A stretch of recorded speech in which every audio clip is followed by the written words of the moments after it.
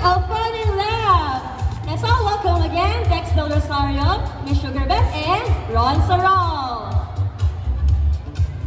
Hello, magandang umaga, Robinsons East! Ayan po, muli kami po, si Sugar, si Dex, at ang inyong lingkod po from Fun and Laugh. So tumutok po tayo dahil kami po ay nag-i-air sa Pinoy Extreme Channel. Araw-araw po ang fresh episode namin, MWF, at may replay po kami ng Tuesday, Thursday, and every Saturday. At madami na kaming artist na na-featured sa aming show, and who knows, ang mga performers natin ngayon ang susunod naman na magiging tampok ng aming programa. Ayan po, abangan niyo po lagi ang Fun and Love with Ron po every Monday, Wednesday, and Friday po, 9 AM po sa Pinoy Extreme TV channel po yan po. So nakasuportahan po, marami po kayong mapapanood at matutunghayan ng mga ibang artista, ibang kwento, kahit sino po, welcome po doon. At saka, hindi lang siya pampamilya, pambuong barangay yung show namin. So, tawag ito, may mga pa-preview pa kami na ipapamigay sa ating mga beloved viewers. Ayun po, Sugarbet po. Ako naman ang hot call dito na si Dex Del Rosario. Abangan niyo po ang Fun and Love with Ron. Over sa 200 channels po nationwide. So, meron po akong episode na kusina ni Dex. So, abangan niyo po yun. Nagluluto po ako ng mga healthy foods para sa inyo lahat. Maraming salamat po.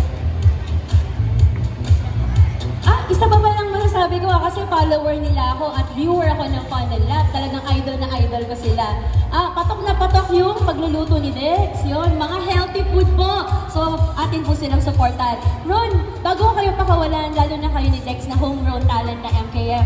So, ano masasabi nyo na nakikita nyo ngayon na ating mga chikiting na mga kasama sa MKF Dynamic Star Music Studio, yung mga babies natin, ay namamalagpag na sa social media at sa buong mundo na nga, di ba? So, ano pong masasabi, anong message nyo sa kanila? Ayan, sabi nga lagi ni Sir Dong, no, maghasik kayo ng lagim, pero yung lagim na in a good way. Kasi ang MKF, natutuwa kami na nakikita namin yung mga artists, lalong-lalo na po yung mga kabataan na minsan nakasama namin, katulad po ng mga mommies na nag-i-invest po para sa kanilang mga anak. Tama po yung ginagawa ninyo dahil kami po, katulad po ninyo, kahit po adult na po kami, dumaan po kami sa proseso, tumungtong din po kami sa lahat ng event ng MKF, and we are very proud na MKF artist po kami. Bago po magsimula ang Season 1 po ng Fun and Love, ang MKF din po ang unang-unang tinungtungan po namin bilang pasasalamat po.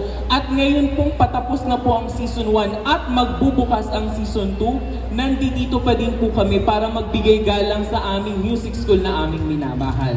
Kaya continue dreaming po at suportahan po natin ang ating mga anak, kahit teens at adult po. Just keep on doing, just keep on pushing, at ibibigay din po ng tala ang ating hinihiling. Yan. Thank you. Ako sa akin naman kung gaano ka-proud yung mga coaches sa ating mga MKF, mga adult ngayon. So sa mga bata rin, kasama ko rin sa mga pangarap na yun. Saka proud na proud kami na kasama ko sa MKF family. At saka sa akin, nagumuiwan yung MKF family, mahal ko kayo forever. Dahil ang musika ay pag-ibig. Antay ko talaga yung linyahan na yun. Anyway, lumalaki na ang ating pamilya. Nababalita ko sa Miss Sugarbet ay sasali na rin sa MKF, diba? Alam niyo guys, meron pala tayong 50% off today. Only for today, kaya meron po tayong nilaan na table dito. Pwede po niyong tanungin si Madam Beng, si Miss Beng ng MKF Dynamic Star Music Studio. Pwede po kayong mag-inquire. Only for today, kalahati na lang po yung presyo. I-grab nyo na po yung chance na to. Hindi po to palaging ino-offer. So, maraming salamat po sa inyo, FNL. Proud na proud ako. Congratulations again, no? Yes, Asia's Finest Filipino Awards. Most Outstanding Host lang naman yan, ang friend ko. Ayan. So, palakpakan